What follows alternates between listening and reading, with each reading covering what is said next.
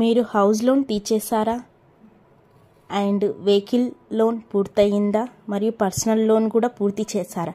మరి మీ బ్యాంకు నుంచి మీరు ఎన్ఓసి సర్టిఫికేట్ తీసుకున్నారా? లేకపోతే వెంటనే దానికోసం దరఖాస్తు చేయండి. ఎప్పుడైతే మనం అప్పు తీర్చడంతోనే మన పని అయిపోదు. ఆ తర్వాత మనం తీసుకోవాల్సిన పత్రాలు కొన్ని ఉంటాయి. ఇందులో ముఖ్యమైనది ఎన్ఓసి.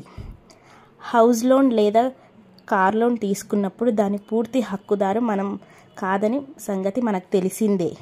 దానికి బ్యాంకు పైనే హక్కులు ఉంటాయి, కారు పైన, ఇల్లు పైన.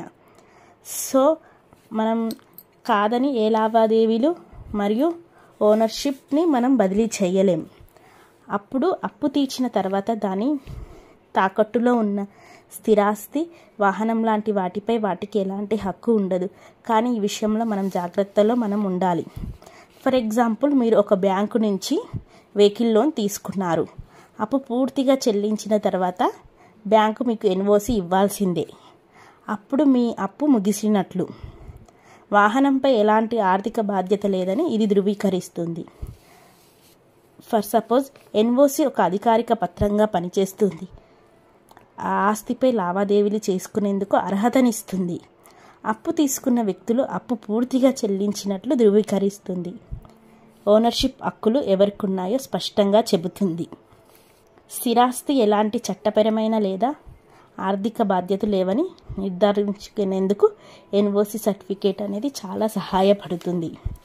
ఎప్పుడైతే వెహికల్ మరొకరి పేరు మీదకు బదిలీ చేయాలంటే ఖచ్చితంగా బ్యాంకు నుంచి ఎన్ఓసి అవసరం ఉంటుంది.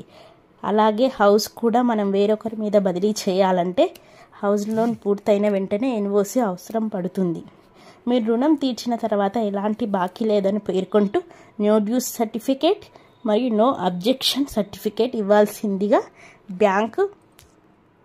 దరఖాస్తు చేయండి బ్యాంకుకి. మీ అభ్యర్థనను బ్యాంకులు పరిశీలించి అవసరమైన పత్రాలను ఇస్తాయి. ఎన్ఓసి లేకపోతే ఆస్తులు బదిలీ సమయంలో కొన్నిసార్లు చట్టపరమైన సమస్యలు తలెత్తవచ్చు. కాబట్టి రుణాన్ని తీర్చేస్తే వీలైనంత తొందరగా మీ బ్యాంకు నుంచి దానికి సంబంధించి ఎన్ఓసి తీసుకోవడం మర్చిపోవద్దు. సో ఎన్ఓసి అనేది మన లోన్స్ మీద చాలా ఆధారపడి ఉంటుంది. సో ఎన్ఓసి తీసుకోవడం కంపల్సరీ. Thank you.